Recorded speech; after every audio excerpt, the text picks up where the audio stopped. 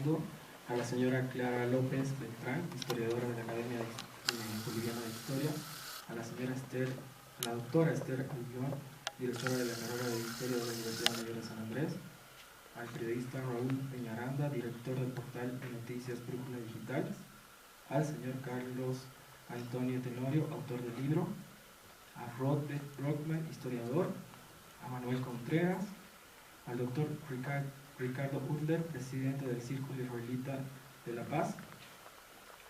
También queremos agradecer a los organizadores, al Consulado de Israel en Bolivia, a la carrera de Historia de la Universidad Mayor de San Andrés, al Círculo Boliviano Israelita, a las iglesias acreditadas, a los embajadores, consulados y todos los invitados especiales.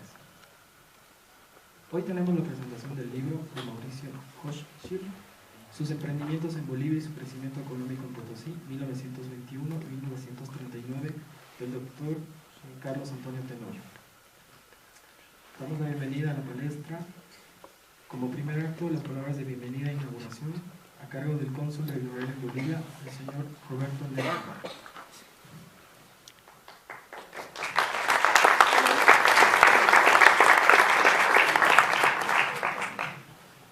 Muy buenos días, muy bienvenidos, Carlos, señor Tenorio. Un gran abrazo, la más grande felicitación. Nos sentimos orgullosos que estos temas tan importantes para la inmigración en Bolivia, la historia judía, la historia de la Segunda Guerra Mundial, todavía hay mucha gente interesada en expresarse, en poder mostrar al mundo de qué se trata como tema importante y como tema humano. Muy bienvenidos a todos, quiero agradecerte el esfuerzo, un abrazo cordial, muy bienvenido a autoridades, diplomáticos, invitados todos. Esta pequeña casa es una casa más de la cultura para Bolivia, para la paz. Tengan ustedes mi más cordial bienvenida. Gracias.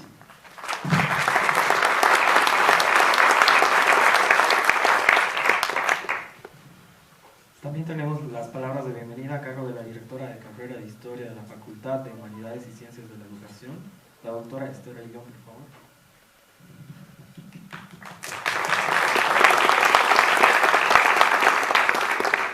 Muchas gracias, buenos días.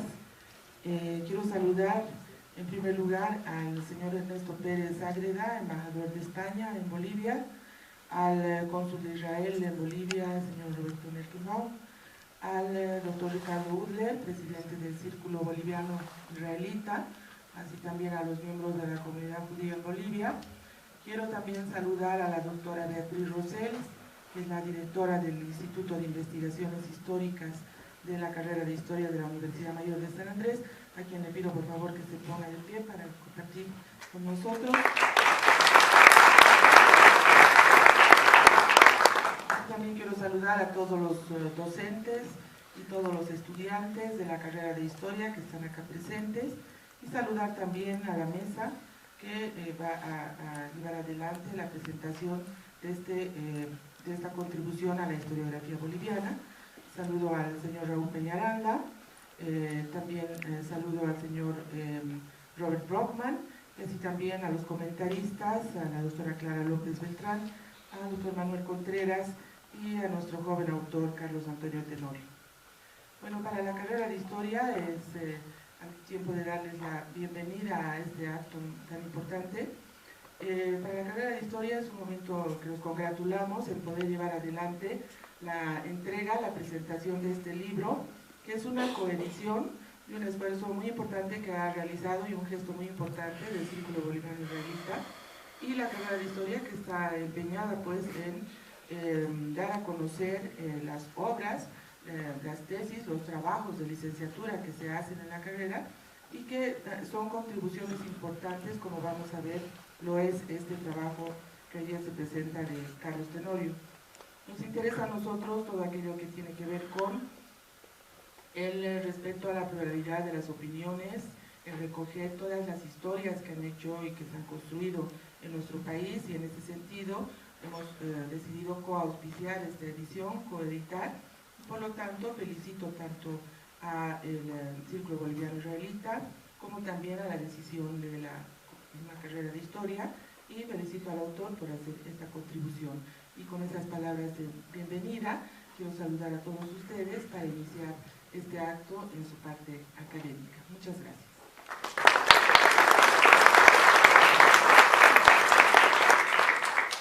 Muy bien. También tenemos las palabras de bienvenida a cargo del presidente del Círculo Boliviano Israelita, el doctor Ricardo Putler.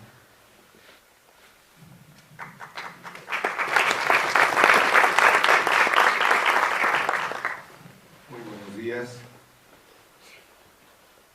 Creo que antes de saludarlos a todos, es un motivo de grata satisfacción el presentar un libro que normalmente las actividades que se llevan a cabo, que pueden tener un orden político, un orden de tipo de acercamiento a ciertas autoridades, hacen que yo personalmente me sienta complacido de hoy día participar de un acto puramente sociocultural, un acto de historia que gracias a Tenorio nos ha hecho ser conocedores de lo que es un poco la minería en Bolivia. Todos nosotros sabemos de quién fue Aramayo, Patiño y Hochschild, los tres varones de la minería. Y él en su libro nos ha enseñado no a saber quiénes son esos señores, sino qué es lo que han hecho esos señores. Y para nosotros es un motivo de alegría el conocer parte de lo que es la historia de este país. Lo repito siempre, el hecho de que nosotros, mi persona, pueda estar presente hoy día acá, es que gracias a este bendito país, yo me puedo dirigir a ustedes. Gracias a este bendito país que otorgó visas a mis padres, a mis abuelos, es que yo puedo estar hoy día charlando con ustedes. Es gente que pudo venir en la preguerra y es gente que vino durante la guerra y es gente que vino después de haberse salvado del Holocausto. Entonces, no quería dejar pasar primero el agradecimiento a este bendito país por hacerme partícipe, primero, de ser un boliviano de pura cepa, y segundo, el poder estar con ustedes y que ustedes me permitan seguir practicando mi religión en un país libre y democrático. Quiero agradecer a todos nuestros amigos que nos acompañan hoy día en esta mesa. Es una mesa sumamente importante porque nos van a hacer conocer un poquito más de lo que fue la minería en Bolivia. Quiero agradecer la presencia del cuerpo diplomático, del señor embajador, de los miembros de la ilustre universidad, la carrera de historia, hacer partícipe a las iglesias. Hoy día nos están acompañando la Iglesia Católica, los hermanos musulmanes, nos están acompañando miembros de otras iglesias a las cuales le doy la bienvenida y el agradecimiento. También está presente hoy día la subdirectora del Congreso Judío Latinoamericano, que ha venido especialmente para este acto y a la cual le agradecemos. Para terminar, lo que sí yo quisiera decirles es de que para nosotros también ha sido una grata sorpresa, porque nosotros sabemos el papel que realizó Mauricio Hochschild entre los años 25 y los años hasta el año 52, hasta que se nacionalizaron las minas. Sabemos que él como empresario y los otros empresarios han hecho cosas buenas y cosas malas. Sabemos de que el carácter de él no era el mejor de los caracteres. Trabajó honestamente, pero también recuperó mucha parte de la mina de forma probablemente probablemente un poco oscura, porque es parte también del trabajo que han hecho ellos. En lo que a mí me concierne, y gracias a los archivos de la Conmebol, hemos sido conocedores de que Mauricio Hochschild también fue un Schindler, un justo dentro de los justos. A través de ese archivo hemos podido saber de que él ayudó con visas a que vengan muchos judíos que escapaban del holocausto del nacionalsocialismo en la Segunda Guerra. Las visas que otorgaba nuestro querido país eran visas de agricultores, visas donde un abogado, donde un músico, donde un médico llegaban y tenían que trabajar de agricultores, porque ese era el origen de la visa. Pero como que, gracias a Dios, digámoslo así, echa la ley, echa la trampa. El violinista siguió siendo violinista y el médico siguió siendo médico, pero agradecieron enormemente el poder llegar acá. Ustedes muy bien saben que junto con la embajada alemana está el primer museo judío en la zona de Charobamba, en Oriungas. Ahí es donde llegaron los primeros agricultores y se instalaron en esa zona. Posteriormente se instalaron ya en nuestro país y nosotros somos entre tercera y cuarta generación de toda esa generación de inmigrantes que llegaron acá. Por supuesto serán los expertos los que nos puedan decir, porque hasta el día de hoy tenemos datos de que llegaron 40.000, que eran 20.000, que eran 5.000, pero el fundamento es de que llegaron, se asentaron en este país y fueron hombres de bien y trabajaron para el bien de toda nuestra sociedad. Les agradezco su presencia, los invito a saborear este libro y que nos llene de cultura. Muchas gracias.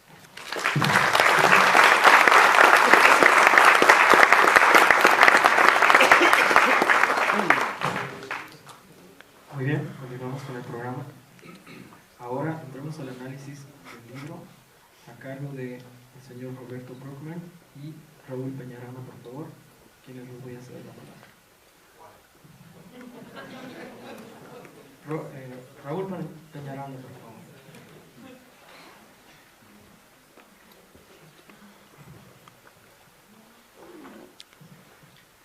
Gracias, buenos días, bienvenidos a todos. Qué gusto ver el salón bastante lleno. Me comentaba de que no siempre se ve tanta gente en una presentación de un libro, así que gracias a todos y gracias a los organizadores por haberme invitado para...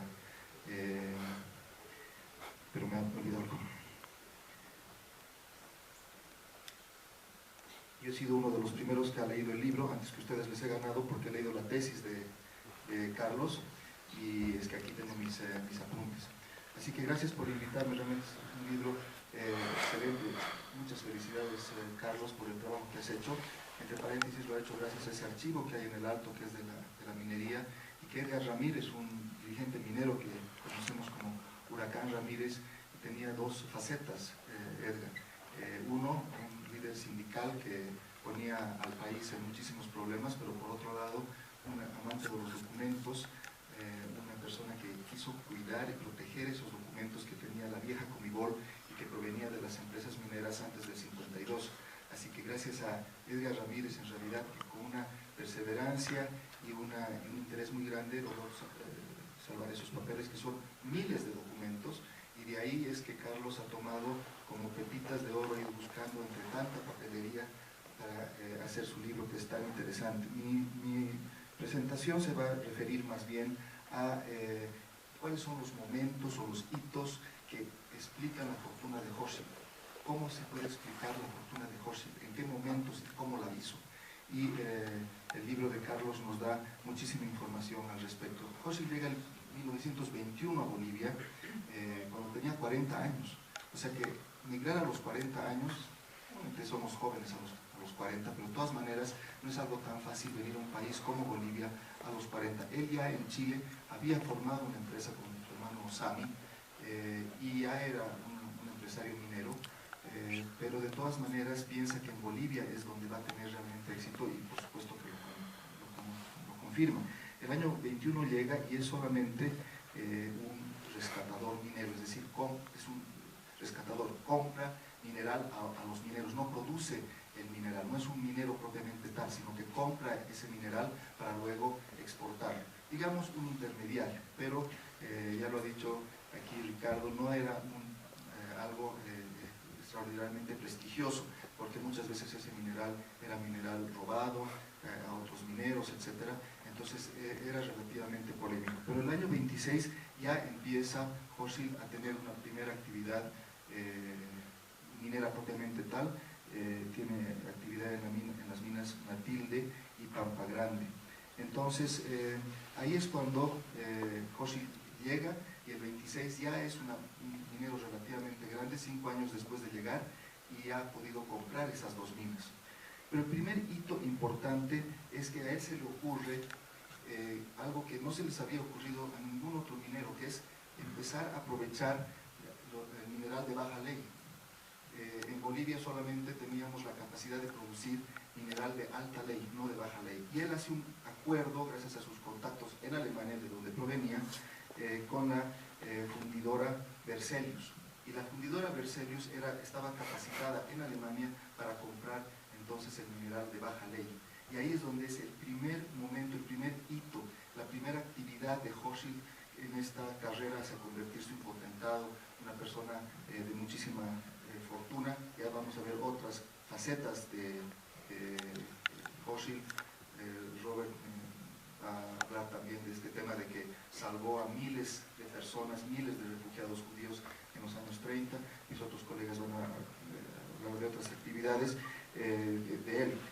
Lo mío es más bien el tema de la economía. Entonces este es el primer momento, su contacto con Berzelius. Y además, gracias a ese contacto con Berzelius, que además era casi exclusivo para él, los otros rescatadores también le terminaban vendiendo el mineral de baja ley a Hochschild para que Hochschild pudiera enviarlo a la fundidora Berzelius. El segundo momento importante, el segundo hito de Hochschild es que también se le ocurre que hay que aprovechar mejor las colas y desmontes, los desmontes. Hay una frase muy interesante en el libro de Carlos, que es como Aramayo cuenta que cuando en el auge de la plata, cuando se extraía plata, el estaño y los otros minerales no tenían ese valor y por lo tanto se desechaban, como ustedes saben, en los desmontes a las afueras de las minas, ¿no es cierto?, no tenían valor. Pero Hochschild entonces empieza a decir, aquí es donde tenemos que actuar. Hochschild tenía una mentalidad, como dicen los gringos, out of the box, diferente a los demás, y empieza entonces a darse cuenta, y gracias además, por supuesto, a su contacto con Berzelius, de que es en las colas y desmontes donde va a encontrar una gran riqueza. Y efectivamente, en los años 20, que el estaño tenía un alto precio, algo que habían desechado 60 años antes como algo sin valor, es que ya tenía un valor muy importante. Ese sería el segundo momento. El tercer momento es que, o la tercera explicación de la fortuna de Hochschild es la diversificación minera. No solamente buscar el estaño, como por ejemplo, seguramente hacían Aramayo y Patiño en esos años, sino la diversificación. Tal vez una intuición, porque ustedes saben que el año 29 hay la crisis económica internacional y el precio del estaño baja mucho, y ahí este sistema de cuotas establece Patiño internacionalmente, y también dentro del país los que producían estaño también tenían estas cuotas, que era un tema muy polémico porque las cuotas, todos decían que las cuotas eran pequeñas para uno, que los otros se favorecían, etc. Entonces lo que hace Hochschild es diversificar. Producía, compraba y vendía azufre de Nordlippes, ¿no es cierto? Los que han ido a las Laguna Colorada y Verde saben que hay mucho azufre por allí, hasta hay una laguna que es la Laguna Hedionda, que acabamos de visitar con mi familia, que es precisamente porque estaba llena de azufre. Entonces, desde Nordlippes, azufre. Del sur Yungas, de Bolsa Negra, plata, plomo y wolfram. de la empresa Quiluani, plata, estaño, cobre, de Songo, wolfram y xelita. Es decir, lo que está haciendo Hochschild seguramente, solamente por pura intuición, es diversificar sus actividades. Ese es el tercer punto. El cuarto punto muy importante es Huanchaca. Huanchaca era la gran mina de plata que ustedes saben de Niceto Arce de 1800, de fines de 1800. Se dice que Arce manipula para lograr que se haga el tratado de 1904 porque le interesaba que de Huanchaca se pudiera explotar o exportar esa plata al norte por algún puerto. Tenía que ser del norte chileno, ya que habíamos perdido nuestro acceso soberano al mar. Esa mina a principios del siglo XX estaba agotada, estaba quebrada, no tenía ya una actividad económica, los propietarios no sabían qué hacer, trataron de conseguir, nos cuenta el libro, recursos en Chile. Era una mina anegada. Ustedes saben que la minería, no hay minería sin agua, y todos los socavones estaban anegados. Y es interesante que el 26 empiezan a contactar a Hochschild. Había llegado el 21, 5 años después, por lo visto Hochschild ya era una persona, un ingeniero, un empresario que podía generar ese interés de una mina tan importante como Huanchaca, aunque estuviera en declinación, para decir, ¿quién nos va a salvar de esto? ¿Quién nos va a salvar de esto? Entonces aparece Hochschild, por su habilidad empresarial, pero también como ingeniero, profesión que había estudiado en Alemania hasta sacar un doctorado en minas. Entonces lo que él hace es bien interesante. Primero, retirar el agua. No habían podido otros ingenieros sacar el agua, desanegar, evitar la inundación de los socavones interiores. Segundo, empieza a utilizar un sistema de flotación para obtener el mineral. Antes se utilizaba el sistema que se llama de lixiviación, pero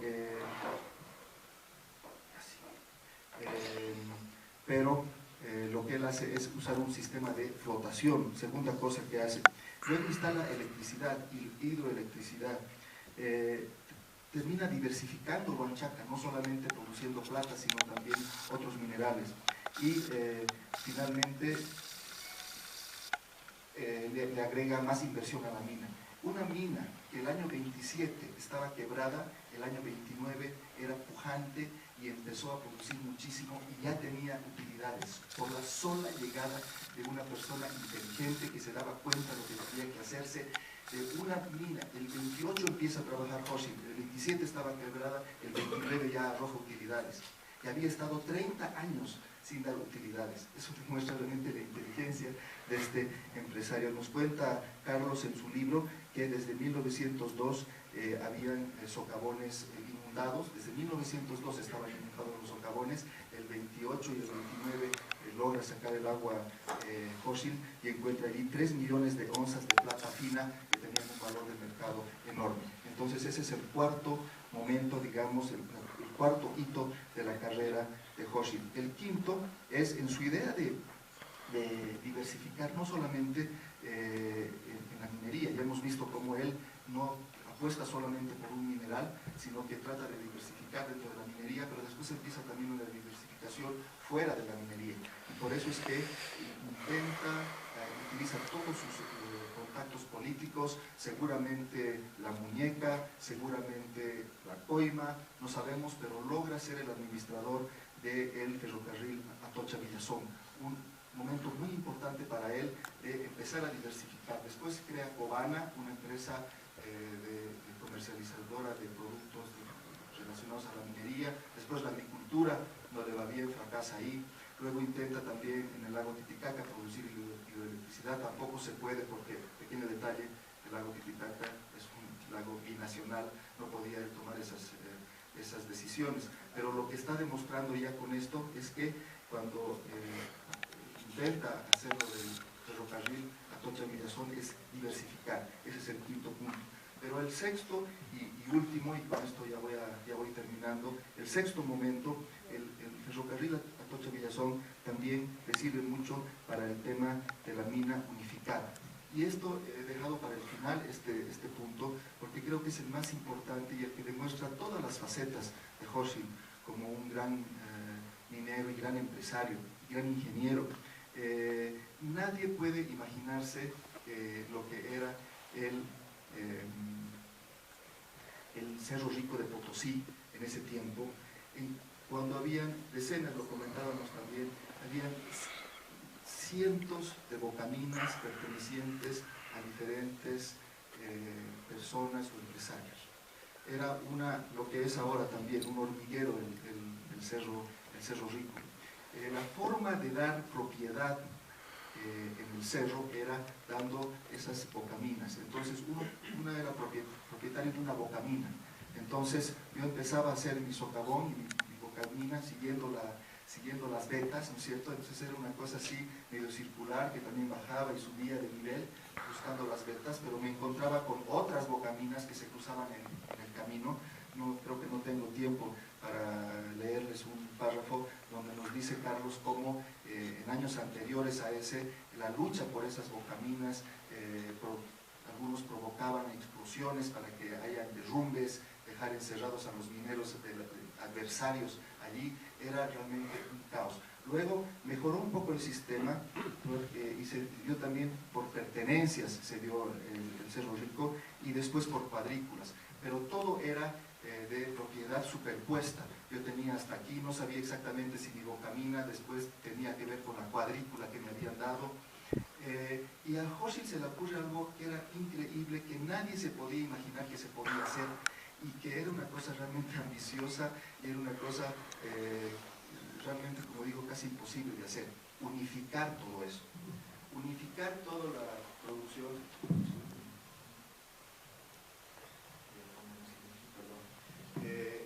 unificar las empresas mineras que trabajaban allí y crear precisamente la mina unificada en el Cerro Rico. Parece que cuando Hochschild presentó esta idea, sus propios ingenieros y sus propios gerentes le decían: esto es algo imposible de hacer.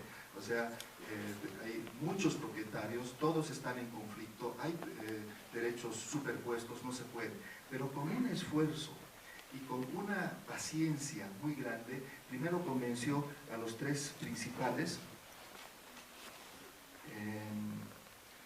que eran la Compañía Minera de Potosí, la Compañía de Mina Hermanos y la Compañía Yaramayo, para unir todo, porque él decía: si seguimos así, con esa producción tan individualizada, esto no es rentable. Y de hecho muchas bocaminas estaban abandonadas.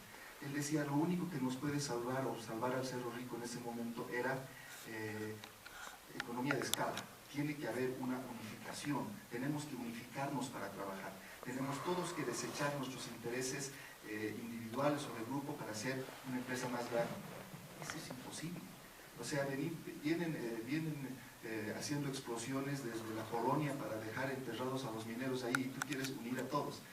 Y al final lo logra, con una capacidad de negociación, de convencimiento, logra a los diferentes actores. Luego se suman otros 10 mineros más a estos 3 originales, y finalmente vienen también intereses extranjeros a ser parte de la unificada. No solamente logra tener de la superficie para arriba del cono del cerro, sino también para abajo. Uno se llama la boliviana, el otro la bolivianita. Luego finalmente también convence a las autoridades, seguramente usando la muñeca política. Sus abogados eran muy agresivos, Carlos Calvos, mencionado en el texto varias veces, y tal vez la coima o como sea, para que las bocaminas abandonadas no pudieran ser recuperadas por sus antiguos dueños, porque le arruinaba todo el negocio, estaba uniendo todo, y el que tenía una bocamina 20 años atrás y se llamaba bocamina abandonada, si lo hubiera recuperado, se arruinaba este proyecto que tenía. Ese es el sexto punto. Y el 29, es decir, 8 años después de haber llegado a Bolivia, el 29 ya tiene el poder suficiente, la fortuna suficiente para terminar de comprarle la mayoría a todos los demás de esta mina unificada. Entonces se puede decir que el 29 Hochschild ya es un potentado, ya ha logrado la capacidad monetaria, económica suficiente para comprar y ser prácticamente dueño de una gran parte del cerro, no solamente del cono superior, sino inferior. Termino con esto. En general, cuando se habla de qué tiene que tener un empresario, qué tiene que tener un emprendedor, estos son los rasgos que se mencionan. Hay estos libros de Sea empresario en 2 semanas, ¿cierto? Pero ¿qué es lo que necesita tener un empresario para que haya resultados? Capacidad de negociación, ambición, porque obviamente, aunque parecía algo increíble, hay que pensar también a veces que las cosas increíbles se pueden hacer. Y también riesgo. Estoy haciendo algo que nadie ha tenido la capacidad de hacer. Y todas estas cosas las tenía Hochschild. Y por eso es que se convierte en el empresario que fue, y por eso es que ha sido un empresario tan importante en nuestra historia económica. Muchas gracias.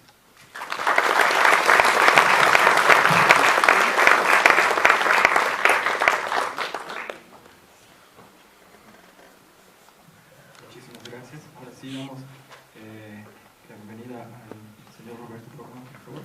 Pase adelante.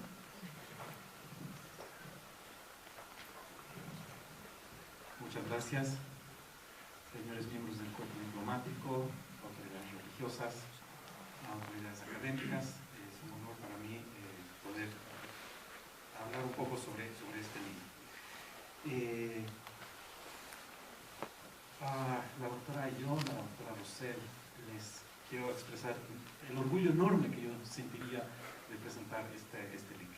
Es un orgullo, Carlos, lo bien hecho que está, la profundidad y la solidez de la investigación que nos muestra el lado empresarial de Mauricio Hochschild, en algunos casos también su lado humano y sus escrúpulos o la falta de ellos, digamos, en la construcción de su fortuna. Es una contribución realmente importante que va más allá de lo escrito hasta este momento. Complementa muy bien al libro de Vázquez, por ejemplo, que es la historia oficial hasta ahora más importante sobre Hochschild, escrita, publicada en 1995, complementa también maravillosamente al libro de Bieber. Y esta curiosidad acerca de Hochschild empieza a surgir en los últimos años, luego del descubrimiento y la apertura del archivo de la Comibol en el Alto. Pues me parecería que vaya a ser un boom, ¿no?, con este concepto de que Hochschild fue el Schindler boliviano, más allá de su faceta minera, fue también un rescatador de personas, además de haber sido rescatista de minerales.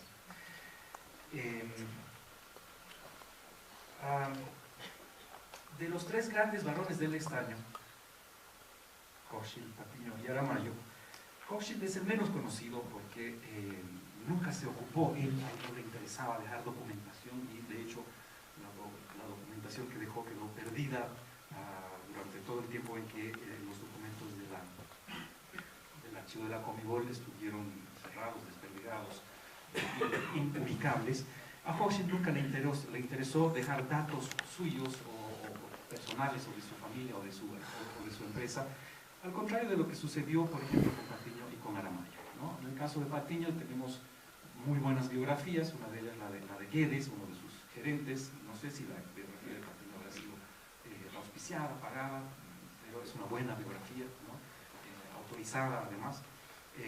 Los Aramayos tienen los Aramayo de Chichas, de Crespo, que es una excelente biografía, pero de Hochschild no había nada, ¿no? Y a Hochschild no le interesaba en absoluto nada que no fuera su empresa y el tema minero. Es más, no alentaba de ninguna manera el dejar este tipo de documentos. Y hay un viejo dicho que dice, si tú no cuentas tu propia historia, alguien más la va a contar, y la va a contar mal. No estoy diciendo que esté mal contada, por cierto, ni la de Vázquez está mal, sino que es tremendamente difícil encontrar información para escribir un libro sobre Hochschild, cosa que estamos haciendo ahora también Raúl y yo. Yo quiero salirme del libro en este caso para mostrar, para iluminar el lado de rescatador de hombres de Hochschild. Y esta es una cosa que llama la atención porque la persona que surge de aquí es una persona empresarial, absolutamente interesada, enfocada en sus propios temas, y que no parecería tener interés filantrópico alguno, ¿no? Y de hecho es difícil encontrar el momento en que a Hochschild le empieza a interesar rescatar a los judíos de Europa Central, de Alemania, de Austria, en los momentos previos al Holocausto. Este momento probablemente sucede cuando accede al poder en Alemania Adolfo Hitler y su Partido Nacional Socialista, con su política absolutamente antisemita y sus políticas de despojo de los derechos como primer paso para la exterminación de los judíos. Inmediatamente Hochschild decide ir a Alemania, regresar a Alemania para rescatar a su familia en primer lugar. Y esta tiene que haber sido una experiencia absolutamente traumática para él, ¿no? El judío ingresando a Alemania, de nuevo con un partido nazi en el poder, 1933, es el mismo año que él decide cambiar de nacionalidad. No está claro si se le despoja de la nacionalidad alemana y es ahí que Hochschild decide adquirir la nacionalidad argentina. La otra pregunta, ¿por qué Argentina? Si su empresa estaba en Chile, si sus negocios estaban en Bolivia, ¿por qué la nacionalidad argentina? No lo tenemos todavía claro. Pero se vuelve argentino, ya no es alemán. Y es con esta experiencia de rescatar a su familia, logra sacar a su familia de vivir en carne propia en la Alemania nazi el tratamiento de judío, es que decide tratar de sacar tanta gente como fuera posible de Alemania y empieza a explorar las posibilidades en todos los países donde él operaba. Él, siendo un hombre rico, un hombre cosmopolita, un hombre de contactos en todas partes, empieza a hablar con gente de autoridad en Estados Unidos, en Francia, en Inglaterra, tratando de hacer que estos países acepten la inmigración israelita centroeuropea a estos países. Especialmente ilustrativa es la reacción estadounidense. Los americanos tenían una cuota, como la tienen todavía hoy, una cuota de inmigración, que se rehúsan absolutamente a ampliar para los judíos que estaban siendo perseguidos y despojados de sus derechos en Europa. La excusa que se le da es que en Estados Unidos estamos saliendo de la gran crisis y de la gran depresión y se vería muy mal que trajéramos a tanta gente. Los judíos están saliendo desposeídos de Europa, ¿no es cierto? Los judíos alemanes solamente podían salir de Alemania con la ropa que tenían puesta, una maleta y 10 marcos, y eso era todo lo que podían sacar. Entonces, ¿cómo vamos a recibir a esa gente que no tiene nada, ¿no? Es decir, si vienen migrantes tienen que venir de alguna manera, y a Estados Unidos no le interesa. Entonces, luego de que todas las posibilidades en los grandes países fracasan, y luego de que Hochschild en determinado momento ha dicho que no se puede traer inmigración judía a Bolivia porque no hay las condiciones, se da cuenta de que la única posibilidad es traer judíos a Bolivia. Y para ello empieza a hacer lobby con el primer presidente que tiene el trato, es con el presidente David Toro. El presidente David Toro en un primer momento firma un decreto en el cual abre un poquitito la puerta de Bolivia para el ingreso de judíos. Un poquito después él es derrocado por el teniente coronel, por el mayor en su momento, Hermann Busch, hijo de alemán. Hermann Busch es hijo de un médico alemán. Este médico alemán tiene simpatías por el nacionalsocialismo y a pesar de esto Hermann Busch va a tener simpatía por la idea que le propone Hochschild de traer refugiados judíos a Bolivia. Sin esta complicidad de Busch esto no hubiera sido posible. La idea que le vende Hochschild es: traigamos a tantos judíos como sea posible, y Busch le dice sí, pero que se dediquen a, como decía Ricardo, que se dediquen a la agricultura. Es posible que Hochschild haya creído que esto era posible, ¿no? Que se podía efectivamente traer a una población que era específicamente urbana, centroeuropea, ¿no? Cosmopolita, y convertirla en campesinos. Obviamente esto, llegado el momento de los hechos, no se va a completar y no va a ser posible. De todas maneras, Busch dicta el decreto de apertura total, y es en este momento, en el lapso de 2 años, entre el 38 y el 40, en que llega el grueso de la inmigración judía refugiada de la Europa que está entrando en guerra, ¿no? Hay episodios absolutamente dramáticos. Ahora bien, la gran pregunta es: ¿cuántos judíos llegaron en este periodo? Con Raúl que estamos explorando toda la literatura al respecto, creemos que un rango razonable es pensar entre los 7.000 y los 22.000. Hay cifras menores y hay cifras mayores, pero creemos que este es un rasgo más o menos razonable. Es probable que en ningún momento haya habido 22.000 judíos juntos en Bolivia, sino que más bien se trató de un flujo que llegaban aquí para luego dirigirse a otros países, a Argentina, a Uruguay, a Estados Unidos, a la propia Israel después de la guerra. Pero después de la guerra también van a llegar una cantidad importante de judíos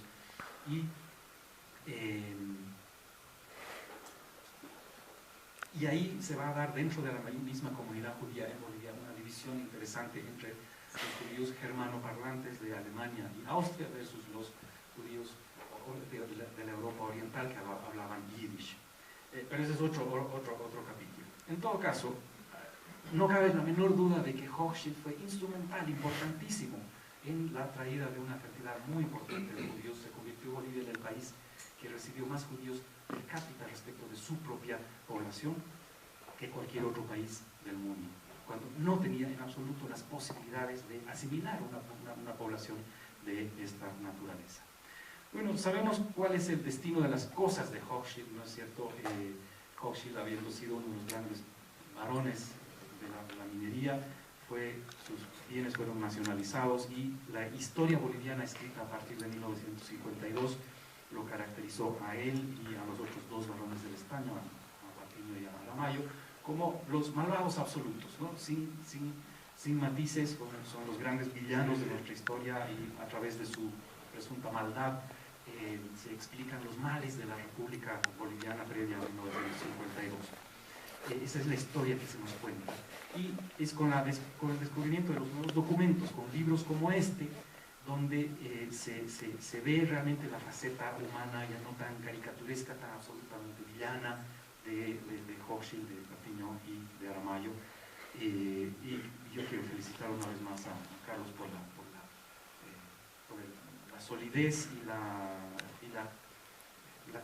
tridimensionalidad del personaje que nos muestra en este caso, si bien se restringe casi exclusivamente al tema empresarial, también nos muestra un ser humano sumamente complejo, sumamente interesante, con todos los matices de la humanidad, ¿no? de bondad, de maldad, de generosidad y de mezquindad que tenemos absolutamente todos. Muchísimas gracias, Carlos, muy honrado una vez más. Gracias a toda la comunidad israelita para hacer posible esto. Muchas gracias a todos.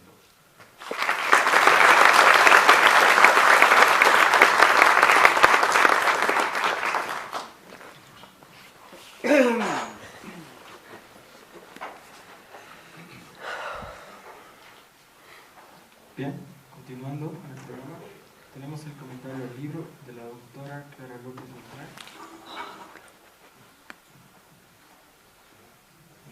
Bueno, yo voy a continuar, dejar a la doctora Beatriz Rosers, que es la directora del Instituto de Investigaciones Históricas, porque la carrera de Historia tiene un encuentro con la delegación de la Universidad Complutense de Madrid, y quiero, con su atención, decir también que la carrera de Historia promueve la lectura para nuestros estudiantes, que tienen afuera un precio preferencial de venta y de acceso al libro. Eso quería anunciarles con su disculpa. Entonces, continuando con el programa, tenemos el comentario del libro de Manuel Contreras. Por favor, aquí le invitamos a la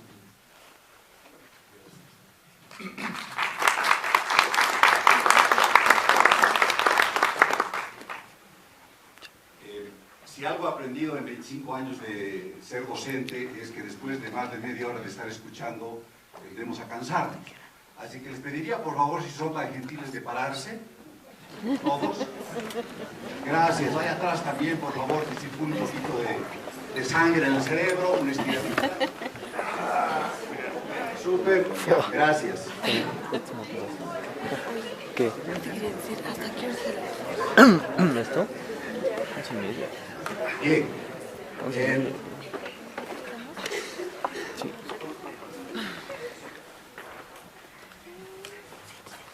Lo primero que quiero hacer es agradecer a la invitación que se me ha hecho para comentar este libro. Me remite a dos pasiones mías, una de ellas los ferrocarriles y la minería de tiempo atrás. Pero primero quiero agradecer a los que me han invitado y felicitar al Círculo Israelita y a la carrera de Historia por haber sacado este libro y obviamente al autor. Realmente es una contribución significativa, en mi opinión, a la historiografía minera de nuestro país. Historiografía que no ha sido bien tratada, en mi opinión. El autor tiene la gentileza de citarme. En un texto del 94 yo decía que, a pesar de su importancia en la historia nacional, la minería en general y la del estaño en particular no han sido debidamente tratadas por la historiografía. Yo reitero que esa es la situación actual. En la biblioteca del Bicentenario es interesante que han podido identificar más de 200 libros, y a pesar de que Bolivia, en mi opinión, todavía es un país minero y en el siglo XX la minería ha jugado un papel muy importante, los eruditos que han seleccionado estos textos no han podido identificar un libro sobre minería en Bolivia. Y el volumen 186, proponen, va a ser una antología sobre el minero y la minería en Bolivia. Desde mi perspectiva, qué ironía, si un país minero no puede identificar, ¿será que nadie ha escrito sobre este tema? Yo puedo citar a muchos que hemos trabajado en el tema. Y también es interesante que en el número 7, por ejemplo, para tratar la minería de la colonia y para tratar la minería del siglo XIX han funcionado 3 textos. El de Bakewell, Mineros de la Montaña, el de Candeter, que trata sobre toda la minería colonial, coacción y mercados, y el de Mitre Patriarcas de la Plata. Entonces tenemos que en 200 libros han seleccionado 3 para la colonia y el siglo XIX, y los han fusionado en un solo libro, y hasta la fecha, hasta donde yo sé por lo menos, no se ha identificado nada para el siglo XX o la era del estaño. En ese contexto, estimado Carlos Antonio, me parece que tu contribución es muy significativa, porque una vez más muestra que, a pesar de lo que se pueda pensar, hay avances interesantes en la historiografía de la minería de nuestro país. Dicho eso, no quiero alargarme demasiado. Muchos de los temas que pensaba yo considerar se han tocado. Lo único que quisiera decir, y quisiera utilizar como paraguas a lo que voy a comentar, es que es el contexto el que da sentido al texto. Entonces voy a tratar de proveer algo de contexto. Se han identificado varios de las contribuciones que hace el libro de Carlos Tenorio a la historiografía. Raúl ha tocado varias de las que pensaba tocar yo sobre el tema de la contribución a la tecnología, y también Robert ha hecho comentarios interesantes a un aspecto que también quería tocar, que es el rol de los varones del estaño en la historiografía nacional. Y aquí quiero remitirme al uso de las fuentes. Una contribución importante del texto que me toca comentar es que justamente trabaja fuentes primarias, como ser las fuentes que se encontraban en el archivo de Comibol.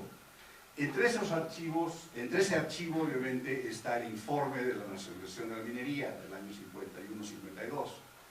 Entonces también se utiliza ese informe, y claro, obviamente son fuentes primarias importantes. Lo que a mí me ha llamado la atención es también la utilización de fuentes, por ejemplo, como la de Augusto Céspedes, que más bien es una fuente, yo diría, altamente controversial. Y esto me remite a un recuerdo personal en mi formación. Tuve el privilegio de trabajar con John Lynch en Londres en el año 1980. John Lynch es un historiador colonialista de bastante prestigio, que ha trabajado muchos temas sobre la administración colonial, ha escrito una biografía de Bolívar, etcétera, etcétera. Y él nos decía, en aquel entonces, yo era estudiante de maestría, él nos decía, si algún alumno suyo utiliza a Galeano, Venas Abiertas de América Latina, como fuente, aplácenlo. Y no es que tenía algo contra Galeano, sino que cuando estamos hablando de historia, Galeano es, ¿no es cierto?, un ensayista.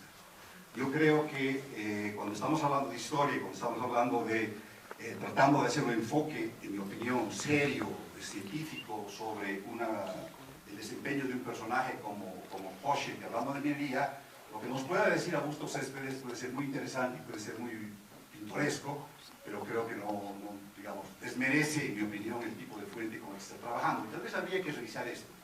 De la misma manera, cuando estamos hablando sobre eventos que han pasado en 1920, por ejemplo, o 1930, y utilizamos fuentes del 52 que nos van a informar sobre eso, no dejan de ser opiniones, ya no son fuentes primarias, por más de que sea el diario. Y si lo que dice el diario del 52 es casi igual a lo que dice el informe de la Comisión de Nacionalización, entonces no sé hasta qué grado el diario comprueba lo que dice el informe de la nacionalización, o más bien será que el diario está citando lo que dice el informe de la nacionalización. Me explico. Creo que es importante triangular las fuentes. Dicho eso, yendo al tema de contexto, como decía, el texto trabaja dos de los temas que he trabajado, minería hace mucho tiempo atrás y ferrocarriles actualmente. Y quisiera poner un poquito de contexto. ¿Qué era el ferrocarril Atocha-Villazón? El ferrocarril Atocha-Villazón era el tercer ferrocarril más importante del país, que transportaba aproximadamente el 10% de la carga.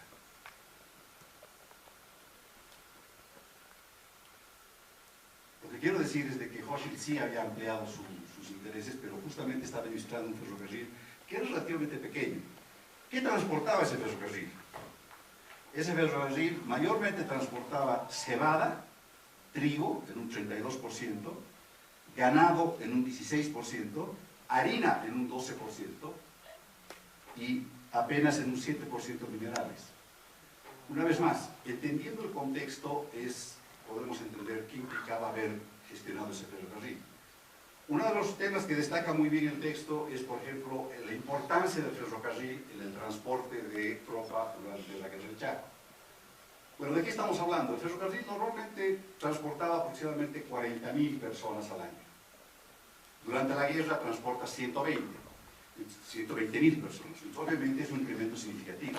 Sin embargo, 120.000 personas no era algo demasiado grande contextualmente hablando. El ferrocarril Cochabamba-Santa Cruz transportaba más de 400.000. Entonces, relativamente hablando, la contribución que podría haber hecho el ferrocarril es relativamente no tan importante en el contexto de lo que está, del volumen de gente que se estaba transportando en el país. Por una parte. Por otra parte, me parece también importante, y el texto lo trabaja muy bien, nos da, por ejemplo, los ingresos que el Estado le pasa a Hochschild, a la administradora, para el ferrocarril, pero no tenemos el contexto sobre qué significaba esto sobre la totalidad de ingresos del ferrocarril. Y aquí, por ejemplo, yo quisiera hacer un contrapunto con lo que planteaba Raúl. No sé hasta qué punto el haber administrado este ferrocarril relativamente pequeño, más para importación que para exportación, haya realmente provisto ingresos para Hochschild, porque hasta donde yo he entendido lo que nos plantea el autor Carlos Tenorio, Hochschild perdió plata administrando este ferrocarril. Entonces creo que ahí habría que aclarar un par de cosas. Por último, y con esto termino, a mí me gusta mucho cuando entramos a Google Scholar y en el texto de Google Scholar dice, cuando uno va a buscar un texto mayormente bibliográfico, dice, nos paramos en los hombros de gigantes. Nada de lo que hacemos nosotros es tabula rasa, ¿cierto? Construimos sobre los que han hecho otros. Y me parece que es muy importante reconocer eso. En ese contexto, y en aras a tratar de brindar un panorama tal vez más amplio de la historiografía, me parece que un texto que trabaje la historia de la minería del siglo XX no puede dejar de lado la contribución fundamental de Antonio Miño.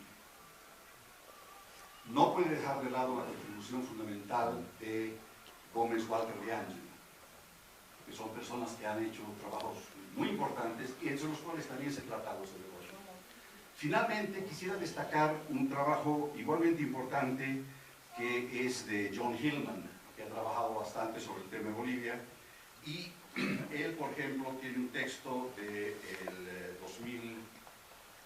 2002, donde justamente habla sobre la política de restricción de minerales en Bolivia entre el 36 y el 39, y tiene todo un acápite dedicado a Patiño versus Hochschild, donde justamente analiza cómo es que Hochschild y Patiño estaban luchando por el acceso a mayor cuota de exportación. Por ejemplo, argumenta, entre otras cosas, que Hochschild se ve opuesto mucho al hecho de que Patiño sea accionista del Banco Minero. Es un ejemplo. Lo que quiero decir es, había una economía política entre los tres grandes valores del estaño que implicaba que no necesariamente mostraban un frente común. Por último, creo que también es interesante, y el libro lo hace de una manera al final, destacar que Hochschild en realidad era el segundo productor más importante del estaño. pero el incremento de su producción es significativa. Por ejemplo, en el año 29, Hochschild era responsable del 11% de la producción de estaño. Para el año 41 ya era responsable del 25%, mientras que Patiño baja del 66% al 49%. En otras palabras, es cierto de que Hochschild era el segundo productor más importante, pero hay una, digamos, su importancia relativa incrementa, casi duplica entre el 29 y el 41, y también da pistas sobre cómo se expande, como se ha planteado anteriormente, a través de unificada, etc. Bien, son algunos comentarios que quiero hacer, aprovechar la oportunidad que se me da para tratar de poner el libro en contexto, destacar el aspecto de los ferrocarriles, y también volver a felicitar por la contribución que se hace tanto en rescatar a una de las personas que ha jugado un papel muy importante en nuestro país. Y para cerrar, como se ha sugerido, yo también soy de la opinión de que hay que juzgar a las personas por lo que han hecho, entendiendo lo que han hecho, en el contexto en el que lo han hecho, y no por solamente informes periodísticos. Y creo que, como se ha sugerido, los 3 varones del estaño han sido altamente vilipendiados por la historiografía boliviana, y me alegra que haya muchos docentes y estudiantes de la carrera de Historia que ojalá puedan pues contribuir a un mejor entendimiento de nuestro pasado y podamos, con la altura que nos da la perspectiva, distanciarnos de aquella historiografía denuncia, que creo que nos ha hecho más daño que bien. Felicitaciones y muchas gracias.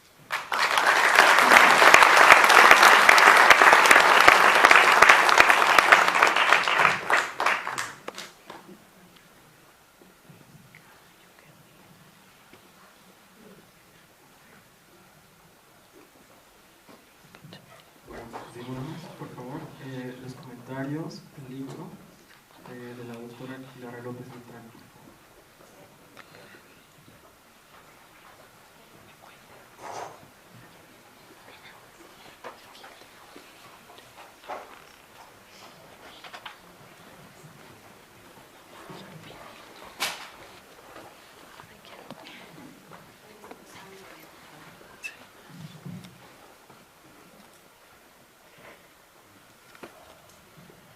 Buenos días, agradezco la invitación, la nutrida presencia de todos y cada uno. Además, felicitar a Carlos Tenorio por esta excelente publicación, que poco me queda comentar ya después de la participación de las 3 personas que me han antecedido y que han hecho un excelente trabajo en mostrar los varios aspectos méritos de este libro.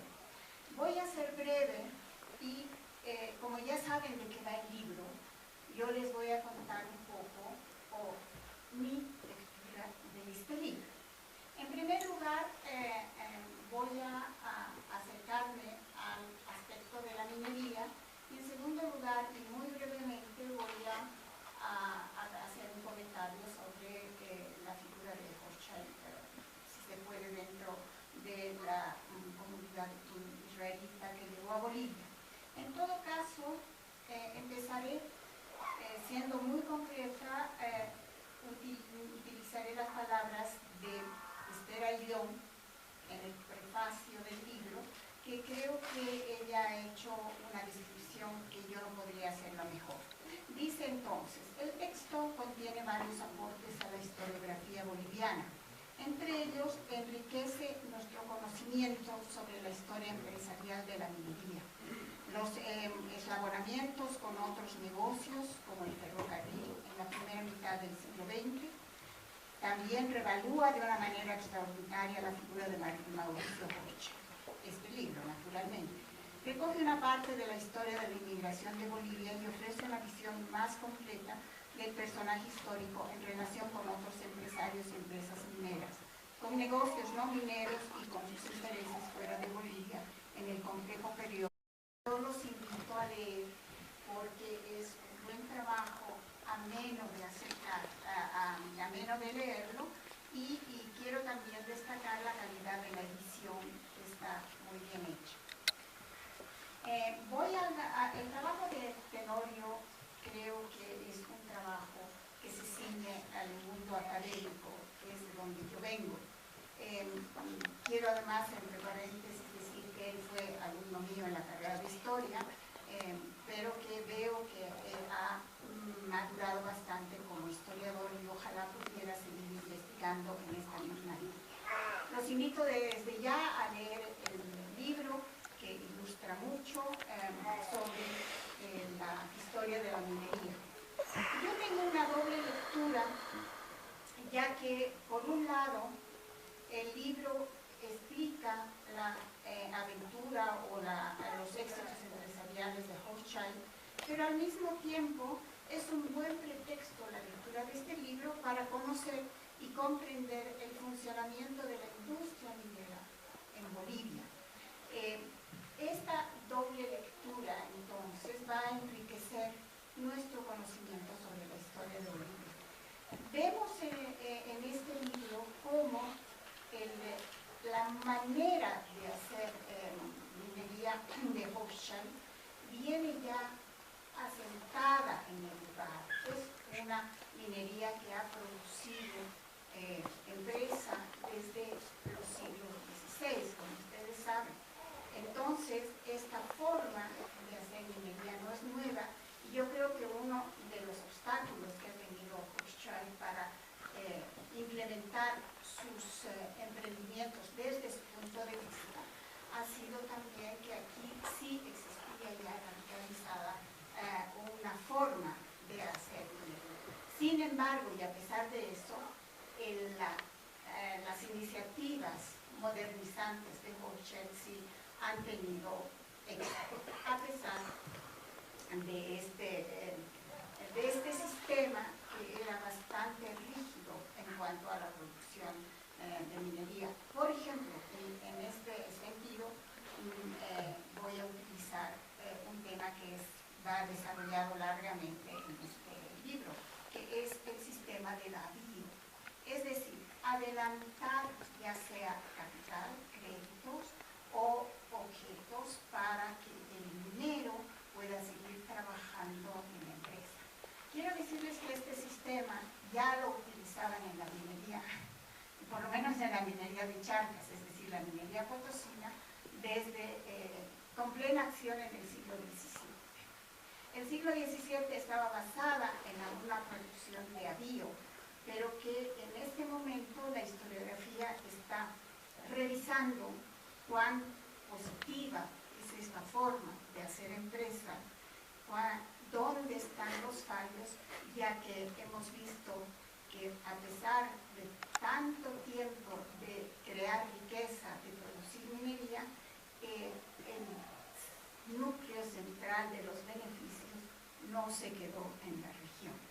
Entonces, esto también podría servirnos para una reflexión, cómo es posible que sigamos con este sistema de adelanto crediticio para poder seguir haciendo esto. Sin embargo, aquí yo subrayaría también la iniciativa de Hochschild de introducirnos en un capital internacional y de pretender introducir cambios fundamentales en la minería, como son la electricidad, los nuevos sistemas de concentración de minerales y también la exportación de ella. Para no alargarme más, entonces, y concretando, mi lectura fue que también me he ilustrado sobre cómo se hizo la producción y la industria minera en el siglo XX. Por lo tanto, pienso que algunos rasgos personales del comportamiento del señor Hochschild en ese momento era parte del proceso general y colectivo o cómo se hacía la minería en Bolivia. No hay duda de que el señor Hochschild era un hombre de carácter, con luces y sombras, esto creo que en cualquier biografía existe, y que nos muestra un aspecto, y con esto termino, un aspecto más de nuestro conocimiento sobre cómo ha influido o ha intercambiado la inmigración judía en Bolivia. Este nos da un aspecto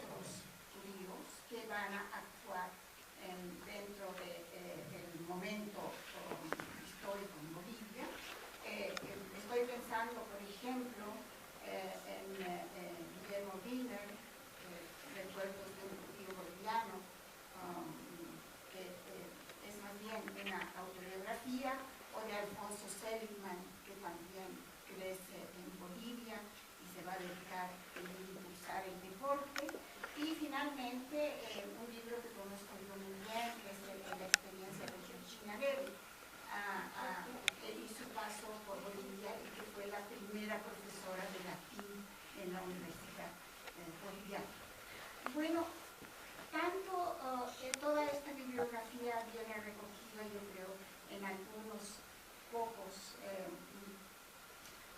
títulos, y me viene a la memoria el de León Viver, pero quiero aquí recalcar que nos quedan todavía, el doctor Rivera, un mensaje para él, el libro estupendo que ha escrito ya hace unos 15, 20 años, León Spitzer, que se llama, que tiene como título Hotel Bolivia, la cultura de la memoria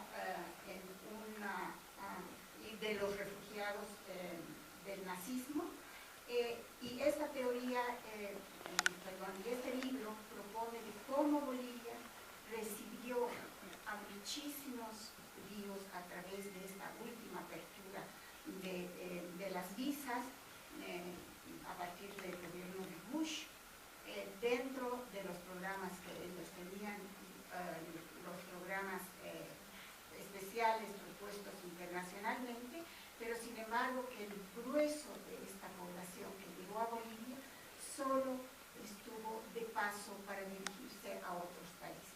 Esto creo que es un libro que debería ser traducido y estudiado en Bolivia para completar el conocimiento de la aportación de la comunidad judía en nuestros países. Muchas gracias.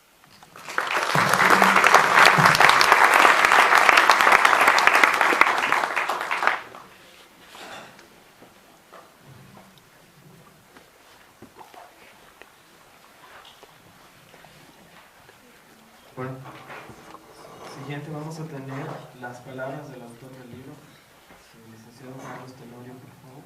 Invitamos.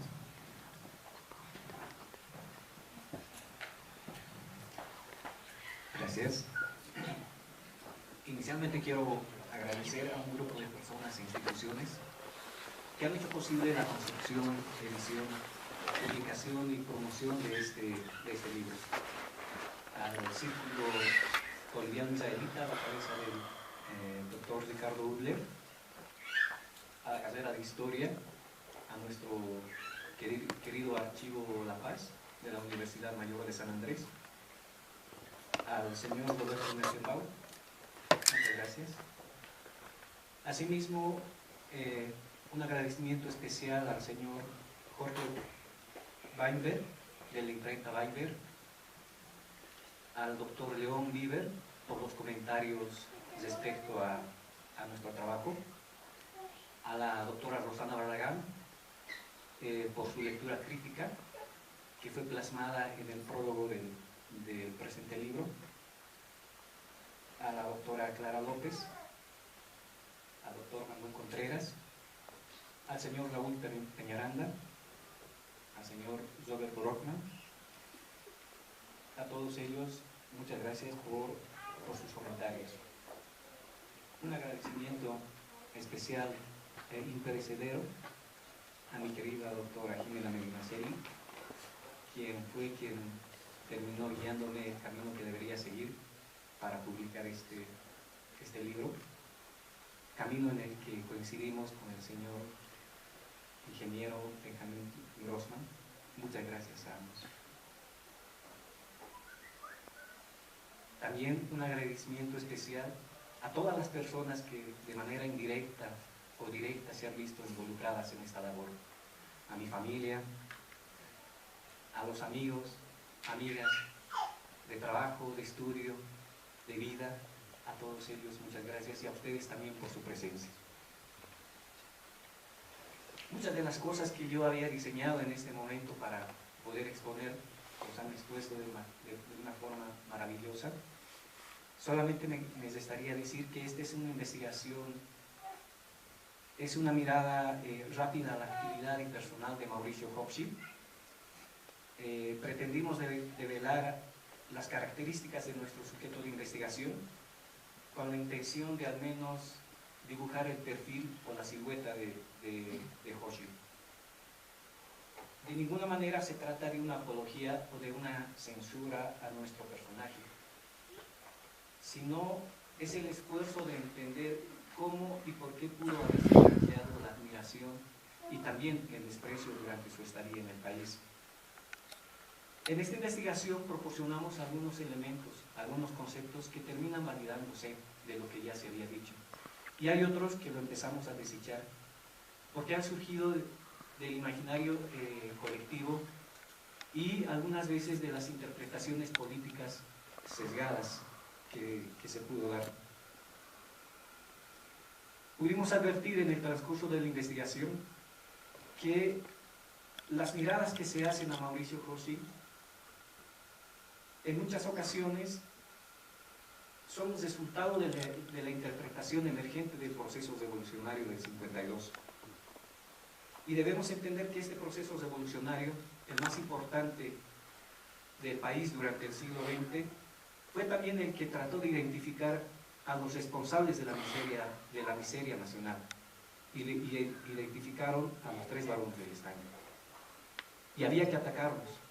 Y había que hacer todo lo posible, todo lo que esté en sus manos, política, ideológica, incluso literariamente.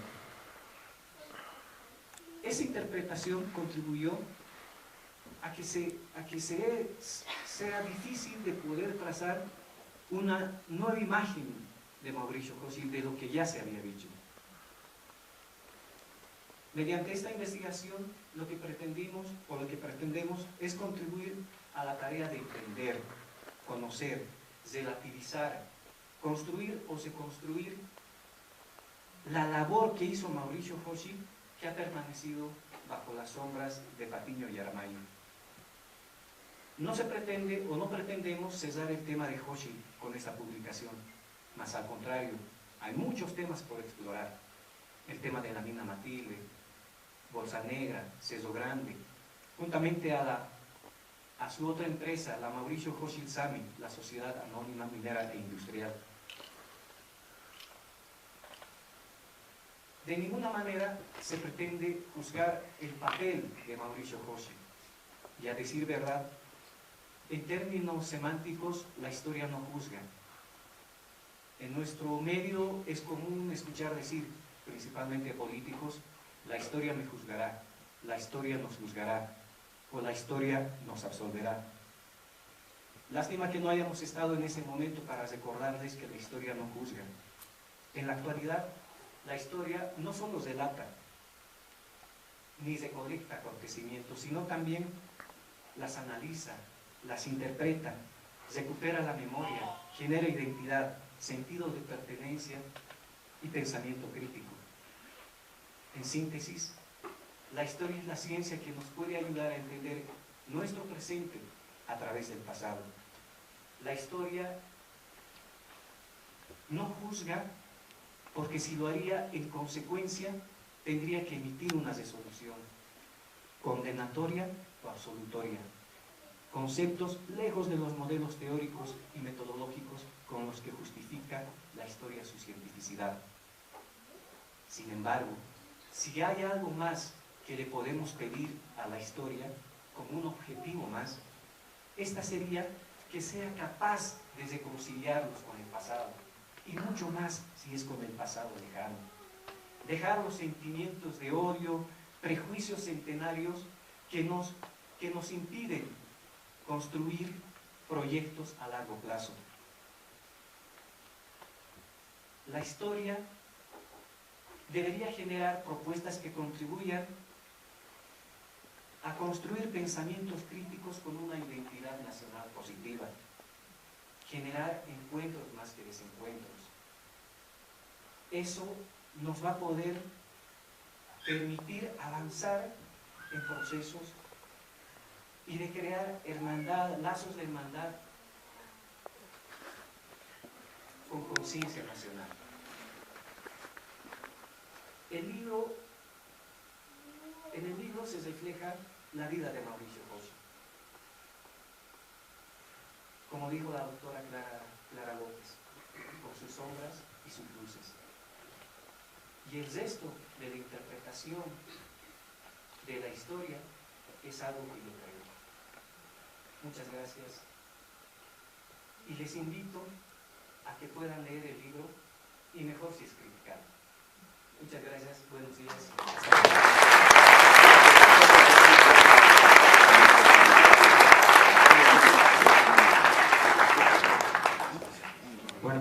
Muchísimas gracias. Queremos agradecer a todos los que han estado en la palestra, a todos los organizadores, nuevamente al Consulado de Israel en Bolivia, a la carrera de Historia de la Universidad Mayor de San Andrés, al Círculo Boliviano Israelita, a las iglesias acreditadas.